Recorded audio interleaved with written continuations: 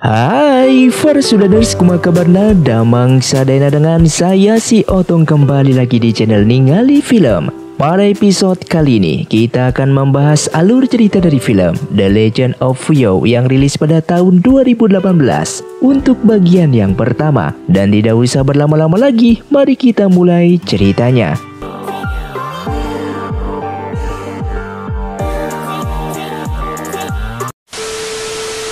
Film pun diawali dengan diperlihatkannya 300 tahun yang lalu, yang mana para pendekar berhasil mengalahkan iblis di Faitian. Namun saat itu jiwa dari iblis tersebut masih ada dan menunggu untuk dibangkitkan kembali.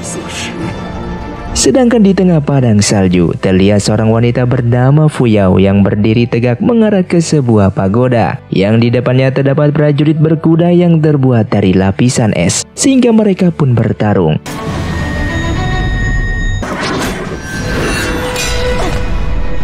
Kemudian Fuyou pun melompat ke atas untuk mengambil bola api tersebut. Namun tiba-tiba sebuah tali yang menariknya hingga terjatuh di sebuah tempat.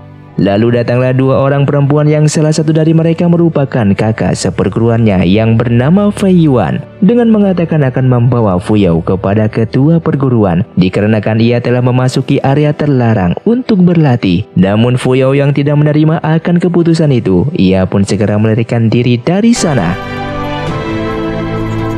Sementara di sisi lain, terlihat para murid perguruan jiwa mistis dari bagian mistis utama sedang berkumpul di atas gunung untuk melakukan upacara ritual. Dalam upacara tersebut, ketua perguruan bernama Yanli memberitahukan jika sebentar lagi akan diadakan pertandingan. Sedangkan Fuyou akhirnya sampai di puncak gunung dan langsung bertemu dengan murid lainnya yang sedang mengintip acara ritual tersebut, yang ternyata dia adalah adik seperguruan Fuyou dari bagian mistis hitam, yang ditugaskan Fuyou untuk mengambil seragam dari bagian mistis utama. Saat ini mereka berpura-pura menjadi orang dari mistis utama dan bisa menyaksikan acara ritual itu. Ketua perguruan jiwa mistis mengatakan mereka akan mengikuti pertandingan yang dilaksanakan 8 tahun sekali selama mereka merupakan murid dari mistis utama yang memiliki kekuatan di atas rata-rata. Mereka pasti akan memenangkan pertandingan tersebut dan pemenangnya akan mendapatkan hadiah yang istimewa, bahkan akan berdampak positif kepada perguruan jiwa mistis. Di saat Fuyou sedang kesal, tiba-tiba pamannya menepuk pundaknya yang membuatnya kaget dengan membawanya pergi dari tempat tersebut. Setelah berada di tengah hutan, Fuyou dinasihati pamannya tentang perbedaan dan status mereka dengan bagian mistis utama. Bahkan jika Fuyou ketahuan berada di sana, maka Fuyou akan dihukum mati. Sehingga Fuyou tidak memperbolehkan melihat ritual tersebut. Dan setelah itu Fuyou pun pergi dari sana. Sedangkan pangeran pertama menemui sang raja yang sedang terbaring sakit di ranjangnya. Dia memberikan hormat pada ayahnya lalu membantunya duduk. Saat itu sang raja mengatakan jika dalam waktu 3 hari, pangeran pertama akan segera naik tahta untuk menjadi raja kerajaan Taiyuan. Dikarenakan saat ini Qizian sudah lama mengincar tahtanya untuk menjadi penggantinya. Jika Qizian tidak disingkirkan, maka garis keturunan klan Xuan Yuan akan dalam bahaya. Yang ternyata pembicaraan mereka sedang didengar oleh Qizian dari kejauhan. Di kediaman perguruan jiwa mistis, Ketua Yanli sedang menunjukkan sebuah surat dari sang raja bahwa Qizian saat ini mengincar tahta sang raja. Namun Jing Chen saat itu tidak percaya jika Qizian akan mencelakai raja karena dia merupakan perdana menteri negara. Ketua Yanli mengatakan jika Qizian memegang banyak kekuasaan, cepat atau lambat perang pasti akan terjadi antara Qizian dengan klan Xuan Yuan. Dan kita sebagai perguruan jiwa mistis tidak ada hak untuk ikut campur dalam hal tersebut. Dengan bersamaan pasukan Qizian menyerang kerajaan Taiyuan. Qizian dan pengikutnya pun mendatangi pangeran pertama dan salah satu anak buahnya menghunuskan pedang ke perut pangeran pertama, diikuti perintah dari Qizian untuk menghabisi semua keturunan dari klan Xuan Yuan. Kemudian masuk ke ruangan raja dengan mengatakan jika dia tidak akan membunuhnya dikarenakan untuk menyaksikan bagaimana dirinya akan merebut tahtanya. Keesokan paginya pasukan Qizian sedang mengejar seseorang yang merupakan pangeran kedua. Tak jauh dari sana Fuyou pun mengendarai kereta kudanya yang membawa arak. Namun tanpa sengaja Fuyou menabraknya. Ia membawa pangeran kedua yang tidak sadarkan diri ke atas kereta kudanya. Dia lalu melanjutkan perjalanannya. Di tempat lain, Pei Yuan mempersiapkan jebakan untuk Fuyao, sehingga Fuyao pun masuk ke dalam jebakan tersebut. Sedangkan kereta kudanya terjatuh yang membuat pangeran kedua tak sadarkan diri terlempar dari sana. Pasukan Kizen yang datang akhirnya menemukan tubuh pangeran kedua dan mereka pun langsung membawanya. Di suatu tempat, anak angkat Perdana Menteri Yun Hen memerintahkan anak buahnya untuk membunuh pangeran kedua. Kemudian prajurit pun datang memberitahukan jika Perdana Menteri memerintahkan agar pangeran kedua dibiarkan tetap hidup. Saat itu Jing Chen datang ke tengah hutan dan menyelamatkan Fuyao. Jing Chen bertanya bukankah seharusnya Fuyao turun gunung untuk mengambil arak. Fuyao pun seketika mengingat araknya dan melihat guci arak itu telah pecah berkeping. Lalu Fuyao pun teringat kembali pada pangeran kedua dan bertanya pada Jing Chen apakah tadi dia melihat seseorang pria yang sedang terluka. Dan tak lama setelah itu terdengar suara lonceng dibunyikan yang menandakan seseorang masuk ke gunung tanpa izin, yang ternyata Yun Hen lah orangnya. Ketua perguruan langsung mendatanginya di jembatan dengan bertanya kenapa Yun Hen menerobos perguruan jiwa mistis tanpa izin. Yun Hen mengatakan jika Perdana Menteri membutuhkan tabib dari perguruan jiwa mistis untuk menyelamatkan nyawa pangeran kedua. Dan tak lama kemudian Kizen pun datang dengan para pasukannya. Ketika di dalam aula, saat itu tabib Zhong Yu sedang mengobati pangeran kedua dan terlihat Kizen meragukan kemampuan tabib tersebut. Namun ketua Yan Li meyakinkan jika tabib Zhong Yu merupakan tabib terkenal di kota Jiangyu. Dan tak lama kemudian tabib Zhong Yu pun selesai mengobati pangeran kedua dengan mengatakan bahwa pangeran kedua baik-baik saja dan akan bangun dalam waktu 1 jam kemudian. Kemudian pangeran kedua pun bangun dari pingsannya, yang ternyata orang ini bukanlah pangeran kedua. Dia menggantikan pangeran kedua yang telah jatuh sebelumnya tanpa diketahui penyamarannya oleh Kizen. Dan Kizen pun mendekatinya dengan bertanya apakah benar dia merupakan keturunan dari sang raja. Dengan rasa takut dan kebingungan, orang itu pun memperkenalkan dirinya dengan nama Xuan Min. Bahkan ia menjawabnya dengan angkuh yang membuat Kizen menjadi kesal. Seketika Kizen melemparkan air tehnya dan Xuan Min dengan refleksnya menggunakan kekuatannya mengendalikan air. Saat itu Kizen kagum melihat teknik pengendalian air dari keluarga Xuan Yuan memang seperti namanya. Kizen pun langsung berlutut memberikan hormat. Dia mengatakan jika Xuan Min merupakan calon penerus sang raja. Xuan Min pun tersenyum bahagia mendengar jika dia akan menjadi seorang raja. Saat itu Yun Hen bertanya kepada Kizen mengenai keputusannya menjadikan Xuan Min sebagai penerus raja. Kizen bercerita jika saat dia hendak membunuh sang raja, raja memberitahukannya jika dia mati dan semua keturunan Xuan Yuan musnah, maka kerajaan Taiyuan akan kembali lagi menjadi milik kerajaan 7 bintang dan kerajaan Taiyuan akan menghilang. Semua itu merupakan peraturan dari negara 5 wilayah. Sedangkan Fuyao yang sedang mencuci pakaian, tiba-tiba Xiaoqi datang dengan panik dengan mengatakan jika Xiao Bai sedang sakit dan terus-terusan mengigau. Jika terus seperti itu Xiao Bai tidak akan bisa bertahan. Fuyao yang panik segera pergi ke jurang terlarang mendapatkan buah anggrek untuk mengobati Xiao Bai. Dia memanjat tebing untuk mengambil anggrek itu, namun tiba-tiba Xuan Min datang merebut buah anggrek tersebut. Fuyao sangat kesal dan mereka pun bertarung untuk memperebutkan buah anggrek tersebut. Di saat Xuan Min tertendang mundur dan masuk ke dalam air, seketika akar tumbuhan itu mengikat tubuhnya. Xuan Min berusaha melepaskan diri namun tidak bisa, yang akhirnya dia meminta tolong kepada Fuyao. Tiba-tiba Xuan Min pun melepaskan pegangannya. Seketika Fuyao jatuh ke danau di belakangnya, sehingga akar tumbuhan itu mengikat tubuhnya. Xuan Min yang akan pergi, Fuyao menyuruhnya meninggalkan buah anggrek itu. Namun Xuan Min tidak memperdulikannya. Dan sebelum pergi ia pun melemparkan tumbuhan merambat kepada Fuyao agar Fuyao bisa keluar dari sana. Xuan Min kemudian menyerahkan buah anggrek itu kepada tabib Zhong Yu. Dengan menggunakan tenaga dalamnya, ia mengeluarkan bulatan merah dari dalam kelopak bunga, memberikannya kepada Xuan Min dan menyuruhnya untuk memakannya. Setelah memakannya, Xuan Min menggunakan tenaga dalamnya dan dia berhasil mengendalikan air di dalam sebuah bejana. Keesokan harinya saat itu ketua perguruan sedang mengadakan perjamuan bersama Kizen dan Xuan Min. Rombongan Fuyao datang membawakan makanan perjamuan. Ia terkejut melihat Xuan Min. Begitu juga Xuan Min yang terkejut melihat Fuyao. Fuyao teringat perkataan temannya jika perjamuan ini untuk menyambut calon pewaris sang raja. Dia juga teringat saat menolong pangeran yang asli. Dia terus memandang Xuanmin dan merasa ada yang aneh. Saat itu Xuanmin memanggil Fuyao untuk menuangkan araknya, tapi dia sengaja melemparkan biji buah saat Fuyao menuangkan arak tersebut, sehingga minumannya pun terjatuh. Xuanmin pun marah karena bajunya menjadi basah dan meminta Fuyao membantunya ganti baju, karena dialah yang menyebabkan bajunya menjadi basah.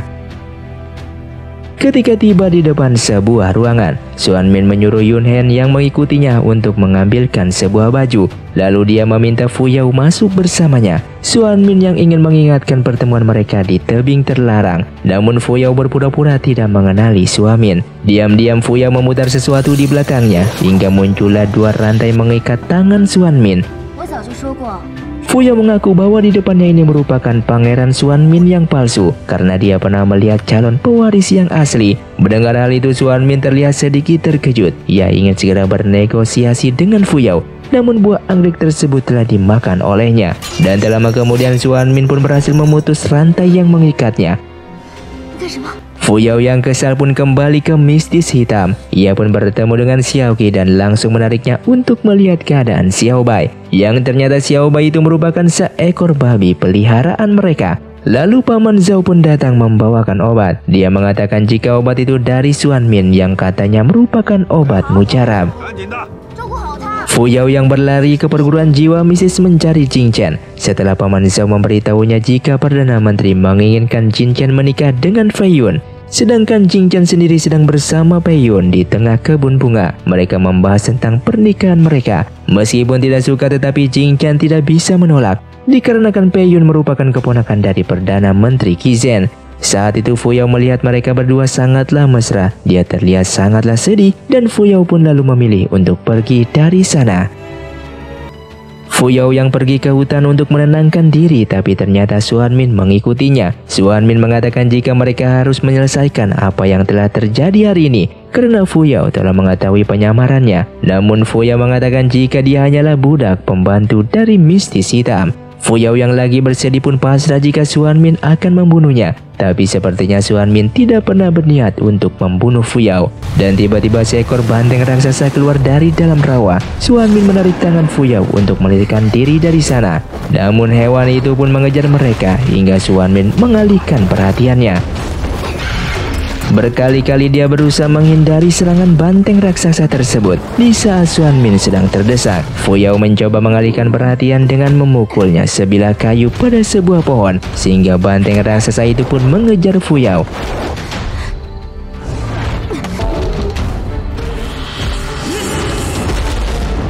Xuanmin pun mengatakan jika hewan ini merupakan hewan mistis kuno, dia pasti kabur dari kandangnya. Dengan pasti para murid perguruan jiwa mistis pasti akan datang untuk mencarinya. Dia lalu mengajak Fuyao untuk pergi dari sana agar mereka tidak ketahuan. Dan benar saja tidak lama kemudian para murid perguruan pun menemukan hewan tersebut yang masih terkapar. Dengan ketua Yanli pun bertanya, siapakah yang telah membuat hewan ini tak sadarkan diri. Fuyao yang duduk menyendiri di pinggir sungai dengan mengingat janji Jing Chen kepadanya, di mana Jing Chen berjanji akan melepaskan statusnya sebagai pelayan dan menikahinya. Tiba-tiba Jing Chen pun menghampirinya dengan mengatakan jika dia terpaksa menikahi Fei Yun karena status pamannya sebagai Perdana Menteri. Jing Chen pun mengatakan jika suatu saat dia telah menjadi pemimpin perguruan, dia akan menjadikan Fuyao sebagai selirnya.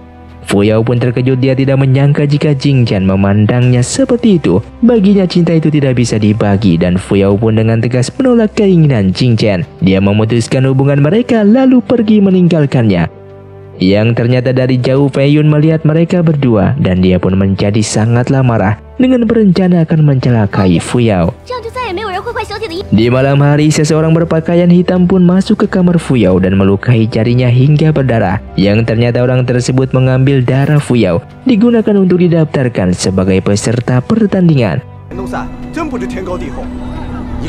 Keesokan harinya Jing Chen menemui Fuyao yang sedang bersih-bersih. Dia memarahinya karena Fuyao telah mendaftarkan diri di pertandingan. Fuyao pun menjelaskan jika dia tidak pernah mendaftarkan dirinya, namun Jing Chen menuduhnya berbohong. Dikarenakan pertandingan hanya bisa didaftarkan dengan darah orang yang bersangkutan dan dia melihat bekas luka di jari Fuyao, Jing Chen pun marah karena nantinya Fuyao pasti akan merepotkannya di dalam pertandingan tersebut. Mendengar hal itu, Fuyao tampak kecewa. Dia mengatakan jika dia tidak pernah mendaftarkan dirinya, meskipun nanti dia ikut bertanding, dia tidak akan membebani Jing Chen. Di saat malam, Paman Zhao menyuruh Fuyao untuk pergi sejauh mungkin. Dia tidak mengizinkan Fuyao ikut dalam pertandingan itu karena itu akan sangatlah membahayakan nyawanya. Namun Fuyao menolaknya, dikarenakan jika dia pergi maka mistis hitam dan pamannya akan mengalami masalah. Pertandingan pun akan segera dimulai. Fuyao sebagai satu-satunya perwakilan dari mistis hitam berdiri di bagian paling belakang, diremehkan dan dikucilkan dari yang lain. Untuk babak pertama, seorang tetua membawa mereka memasuki sebuah goa, di mana kali ini mereka ditugaskan untuk bertarung dan menyegel seekor hewan mistis kuno. Di perguruan mistis jiwa terdapat dua teknik dasar. Yang pertama merupakan teknik langit tanpa batas, sedangkan yang kedua merupakan teknik penakluk jiwa. Para peserta dibagi menjadi dua kelompok sesuai teknik yang mereka kuasai. Namun di sini Fuyao tidak menguasai satu pun di antara dua teknik tersebut, sehingga orang-orang di sana kembali meremehkannya dan mereka tidak membiarkan Fuyao masuk ke dalam kelompok mereka. Jing Chen yang melihat ini pun merasa kasihan kepada Fuyao. Dia mengajaknya untuk masuk ke dalam kelompoknya dan menyuruhnya Fuyao untuk selalu berada di dekatnya agar aman. Dan Fuyao pun masuk ke kelompok teknik langit tanpa batas, sehingga ujian tahap pertama pun dimulai. Saat itu para peserta mulai menyusuri goa. Tidak lama kemudian hewan buas tersebut pun muncul yang mengakibatkan batu-batu di goa berjatuhan. Ternyata hewan mistis tersebut merupakan banteng raksasa yang sebelumnya pernah dihadapi oleh Fuyao. Jing Chen yang mengkhawatirkan keselamatan Fuyao memintanya untuk bersembunyi. Sementara para peserta lainnya telah banyak yang tumbang oleh hewan tersebut. Di dalam gua, Jing Chen dan Fei Yuan bekerja sama untuk menaklukkan hewan itu dengan menyerangnya bersamaan. Namun dengan mudah mereka berdua pun dipentalkan. Fuyao melihat Jing Chen dalam bahaya memancing hewan tersebut untuk mengajarnya. Dia menggiringnya masuk ke dalam lorong gua. Dalam upaya menyerang hewan itu, Fuyao pun gagal dan kakinya pun terluka. Hingga Fuyao memanjat dinding gua untuk menyelamatkan diri. Dia teringat ketika Xuan Min mengalahkan hewan tersebut sebelumnya. Fuyao mengarahkan pukulannya tepat di kepala hewan itu yang membuat seketika menjadi tumbang kembali. Dan para peserta yang menyaksikannya pun seketika sangatlah terkejut. Yang akhirnya ujian babak pertama telah selesai dan Fuyao pun keluar dengan menunggangi hewan tersebut, yang membuat para tetua di luar terkejut melihatnya. Dan ketua Yan Li terlihat tidak senang dengan keberhasilan Fuyao. Di bagian mistis hitam, orang yang sedang berkerumunan merayakan keberhasilan Fuyao. Akan tetapi Paman Zhao masih khawatir karena dia tahu ketua Yan Li tidak akan membiarkan seorang budak dari mistis hitam untuk menang. Dan Paman Zhao pun meminta Fuyao untuk berhati-hati.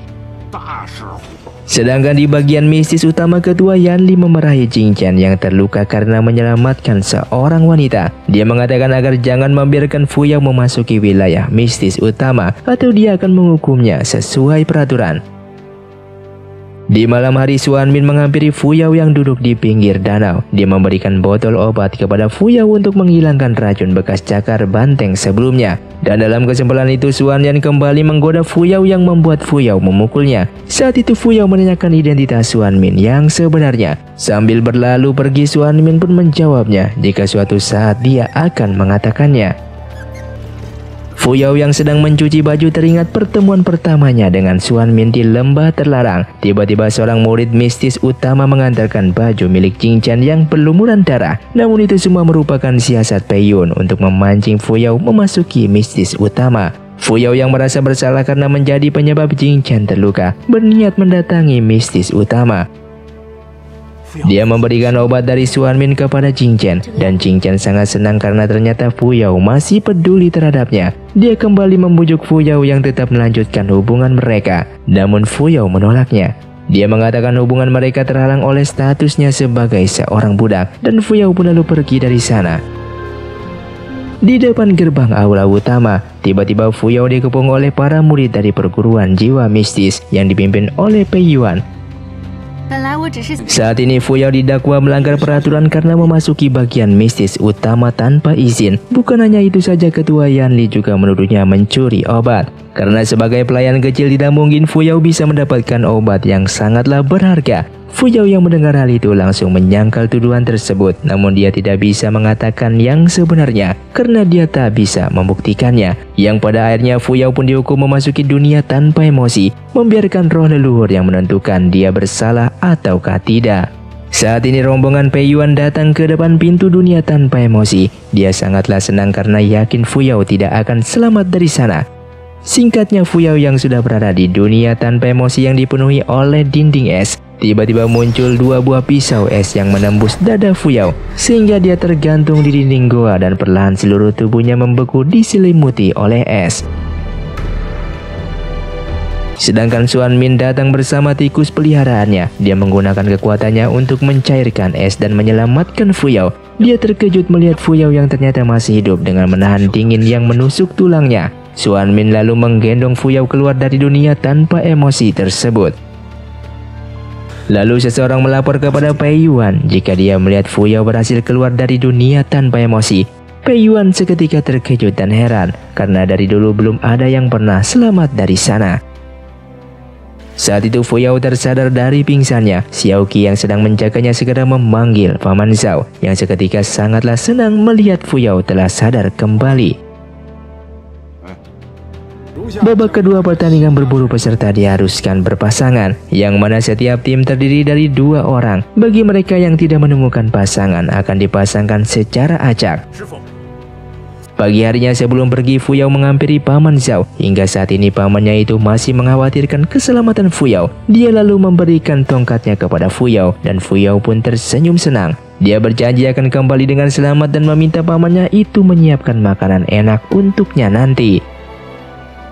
Di sisi lain, seseorang pelayan mengantarkan makanan ke kamar Xuan Min, namun dia tidak menemuinya di sana. Dia segera memanggil para pengawal dan mereka pun memutuskan untuk mencari Xuan Min sebelum melaporkannya kepada Qi Zhen. Ketua Yanli menjelaskan jika 2 kelompok yang berdiri di atas kayu penyeimbang, mereka harus bersaing memperebutkan payung tulang naga yang ditempatkan di tengah, dan kelompok yang tidak berhasil mendapatkan payung naga akan tereliminasi. Sehingga para peserta pun saling bertarung antara tim dalam satu kayu penyeimbang.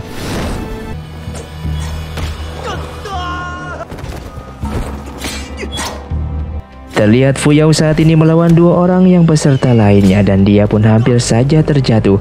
Namun seseorang datang menunggangi seekor burung putih dan menyelamatkannya. Dia merupakan Xuan Min. Fuyao pun bertanya-tanya kenapa Xuan Min bisa berada di sana dengan mengatakan siapakah Xuan Min sebenarnya dan kenapa dia selalu membantunya. Xuan Min menjawab jika dia merupakan penyelamatnya. Dia ingin Fuyao mengingatnya dan membayarnya di masa depan.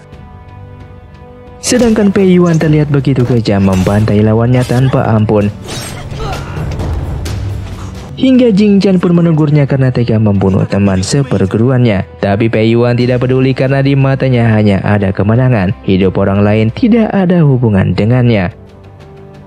Kemudian Jing Chen dan Pei Yuan pun turun menggunakan payung tulang naga. Pei Yuan terlihat tersenyum bahagia sedangkan Jing Chen menunjukkan ekspresi yang kurang senang setelah mengetahui sifat Pei Yuan yang sesungguhnya. Di sisi lain, Fuyao hampir terlempar keluar dari kayu penyeimbang dan kembali Xuan Min membantunya. Mereka pun lalu mengalahkan lawan yang tersisa. Fuyao yang senang karena telah berhasil mengeluarkan payung tulang naga. Namun belum sempat dia menangkapnya, Xuan Min lebih dulu meraih payung tersebut, sekaligus meraih Fuyao ke dalam dekapannya dan mereka pun turun bersama-sama. Namun tiba-tiba payung yang mereka gunakan robek dan untuk menyelamatkan Fuyao, Xuan Min melemparkannya ke arah danau. Yang ternyata Fuyao tidak bisa berenang sehingga dia tenggelam dan tak sadarkan diri. Sedangkan tongkat kayu pemberian Paman Zhao secara ajaib berubah menjadi sebuah tongkat besi dan jatuh tepat di tengah-tengah sebuah hologram berbentuk lingkaran.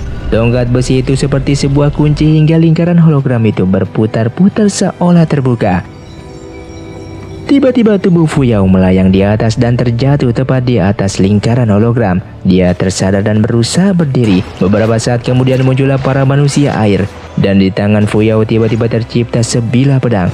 Para manusia air tersebut menyerang Fuyao dan menembus tubuhnya, hingga akhirnya Fuyao pun terjatuh dan tak sadarkan diri. Kemudian terlihat asam hitam keluar dari sebuah benda dan terdengar suara seorang perempuan. Perempuan itu mengatakan gadis dengan batu 5 warna telah muncul kembali dan iblis di Faitian akan kembali menguasai negara 5 wilayah. Lilin naga api akhirnya padam yang menandakan jika pertandingan babak kedua telah berakhir. Namun Jin-chan terlihat sangatlah khawatir karena Fuyao masih belum muncul. Di tempat lain diperlihatkan Fuyao ternyata masih selamat dan dia sedang diobati oleh tabib Zhongyu. Fuyao yang terbangun dengan terkejut mengetahui tiba-tiba dia telah berada di kamarnya dan dia tidak bisa mengingat apa yang telah terjadi sebelumnya. Saat itu Qizhan menemui Xuanmin tentang peristiwa menghilangnya dia kemarin. Namun di sini Xuanmin hanya seperti acuh tak acuh menanggapi pertanyaan tersebut. Dan tiba-tiba Fuyao pun datang di kediaman Xuanmin dengan memintanya untuk berbicara dengan Xuanmin. Xuanmin yang berdiri menghampiri Fuyao dengan bertanya tentang bagaimana keadaannya. Dan Qizhan lalu pamit dari ruangan tersebut. Saat itu Fuyao bertanya-tanya apakah Xuanmin yang telah menyelamatkannya dari danau sebelumnya. Namun Xuanmin mengatakan jika dia tidak melakukannya, yang membuat Fuyao bertanya-tanya siapakah yang telah menyelamatkannya. Malam harinya ketika tertidur, Fuyao bermimpi sedang berlatih ilmu pedang. Dan keesokan paginya dia dikagetkan dengan terbangunnya dia di bawah pohon di tengah hutan. Para pelayan membicarakan Fuyao yang terbangun di tempat yang berbeda setiap malamnya. Dan Xuanmin yang berada di sana mendengar semua percakapan mereka. Malam berikutnya sebelum tidur, Fuyao meminta Xiaoqi mengikatnya di ranjang dan mengunci pintu kamarnya. Dia ingin melihat apakah dia akan tetap terbangun di tempat yang berbeda. Namun ternyata Fuyao terbangun dengan pedang di tangannya di tepi sungai. Tak lama setelah itu di bawah guyuran air hujan, muncul manusia air dan bertarung dengan mereka. Xuanmin yang melihat dari jauh hanya tersenyum. Di matanya dia hanya melihat Fuyao seorang diri sedang berlatih pedang. Namun manusia air tersebut seolah-olah tak ada habisnya sehingga Fuyao pun menjadi kelelahan. Xuanmin yang terkejut menyadari jika terjadi sesuatu yang aneh kepada Fuyao dengan menotok punggung Fuyao agar dia bisa kembali ke alam nyata. Kepada Xuanmin, Fuyao pun mengatakan jika ada seseorang yang selalu mengejarnya dan memaksanya berlatih ilmu pedang. Kemudian Xuanmin pun menggunakan tenaga dalamnya untuk memulihkan Fuyao. Di perguruan jiwa mistis, salah seorang tetua melapor jika salah satu teknik milik mereka telah menghilang. Ketua Yanli memeriksa melalui kotak hologram miliknya dan dia langsung mencurigai jika bagian mistis hitamlah sebagai pelakunya. Ketua Yanli dan yang lainnya pun mendatangi kediaman Fuyao. Dia meminta mereka untuk menyerahkan maniknya yang hal itu membuat Fuyao dan Paman Zhao menjadi bingung. Mereka menyangkal jika mereka tidak mencuri manik tersebut. Namun di saat Fuyao memeriksa kantong celananya, dia menemukan manik tersebut berada di sana yang membuat Fuyao sangatlah terkejut dan heran kenapa bisa begitu.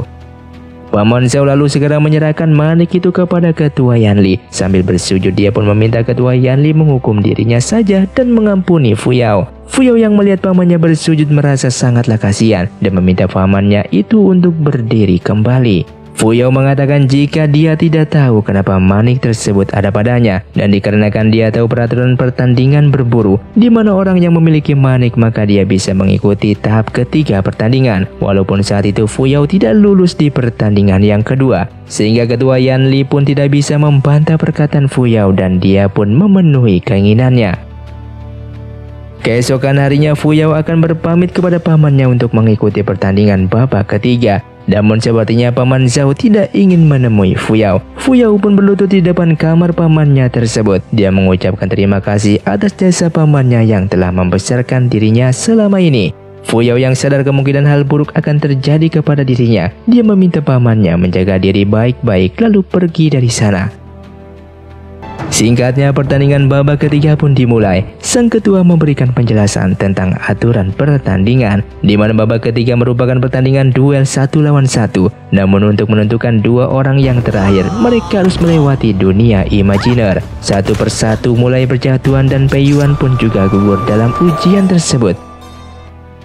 Namun semua orang terkejut dikarenakan Fuyao berhasil lolos dari ujian itu. Dan yang paling terkejut adalah Jing Chen, di mana dia harus bertarung dengan wanita yang disayanginya itu. Jing Chen mengatakan jika Fu Yao tidak akan bisa menandinginya. Dia meminta Fu Yao untuk mengaku kalah karena dia tidak ingin melukainya. Namun Fu Yao menolaknya karena dia telah sampai sejauh ini. Selama ini di perguruan jiwa mistis, dia hanya diperlakukan sebagai budaknya. Dan Fu Yao mengatakan setelah pertandingan ini, dia akan pergi meninggalkan perguruan jiwa mistis dan hidup bebas. Kemudian sang ketua pun mengumumkan jika babak terakhir pertandingan dimulai. Jing Chen dan Fu Yao pun bersiap-siap dengan pedang mereka masing-masing. Dan terlihat kekuatan mereka sama-sama kuat. Mereka menyerang dan bertahan. Namun tidak disangka Fu Yao ternyata lebih unggul dan dia mampu merebut pedang Jing Chen. Sehingga semua orang terkejut melihat Fu Yao berhasil meletakkan pedangnya di leher Jing Chen.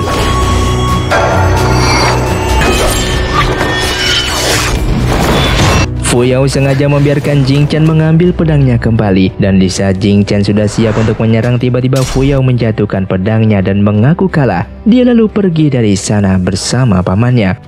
Meski terlihat jelas jika Fu Yao sengaja mengalah, namun ketua Yan Li dengan bangga mengumumkan jika Jing Chen sebagai pemenangnya. Dan tiba-tiba seorang penonton mencoba protes karena jelas Fu Yao membuang pedangnya dengan sengaja. Dia mengatakan jika pertarungan itu tidaklah adil. Kemudian tiba-tiba Fei Yuan pun maju merendahkan Fu Yao dengan mengatakan jika Fu Yao hanyalah pelayan rendahan. Dia merupakan budak yang melayani orang-orang jiwa mistis dan ditinggalkan di bawah gunung saat masih kecil. Karena kebaikan ketua Yan Li, dia bisa tinggal di perguruan. Bahkan Fei Yuan juga menuduh jika Fu Yao selalu merayu Jing Chen untuk mendapatkan simpatinya. Dan tanpa disangka Jing Chen pun membenarkan semua perkataan Fei Yuan. Fu Yao yang tidak menyangka jika Jing Chen akan tega berlaku seperti itu. Dia pun terlihat sangat marah dan dia berlari menuju tempat pertarungan dan mengambil pedangnya dan menantang Jing Chen untuk kembali bertarung. Kali ini Fu Yao benar-benar menunjukkan semua kemampuannya sehingga Jing Chen sebagai murid ketua perguruan terlihat tidak memiliki kemampuan apa-apa. Dengan mudah Fu Yao pun mengalahkannya hingga tersungkur. Namun tiba-tiba dari belakang ketua Yan Li memukul punggung Fu Yao hingga dia terjatuh tak sadarkan diri. Dia menjelaskan kepada semua orang yang ada di sana jika jurus yang digunakan Fu Yao merupakan jurus rahasia yang telah dicuri dari perguruan.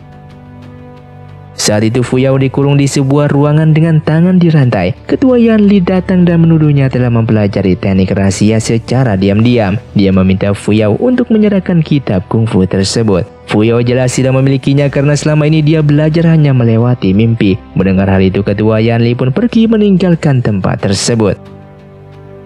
Tak lama kemudian Paman Zhao pun datang menemui Fu Yao yang sebelumnya dia telah memberikan makanan yang sudah dicampur obat tidur kepada penjaga. Paman Zhao membuka segel dengan kekuatannya yang membuat Fu Yao terkejut karena Paman Zhao ternyata memiliki kekuatan juga. Kemudian Paman Zhao pun mengajaknya kabur melalui lorong rahasia dengan mengatakan jika Xiaoqi sudah menunggu Fu Yao di bawah tanah. Tiba-tiba pintu di belakang mereka tertutup, lalu sebuah pintu besi runcing di depan mereka pun akan segera tertutup. Paman Zhao berusaha menahannya agar Fu Yao bisa keluar, yang pada akhirnya Paman Zhao pun harus mengorbankan dirinya sendiri. Saat itu Fu Yao pun menangis melihat Paman Zhao tercintanya berkorban demi dirinya. Sebelum meninggal, Paman Zhao memberikan sebuah kalung batu 5 warna. Kalung itu tergantung di leher Fu Yao saat dia menemukannya dulu. Dia pun meminta Fu Yao memakainya dan pergi ke negara 5 wilayah. Dan film pun bersambung. Terima kasih untuk kalian yang sudah menonton video ini sampai habis. Sampai jumpa di video selanjutnya. Saya pamit urang dari ningali film si Otong. Undur diri dan salam Sundaners.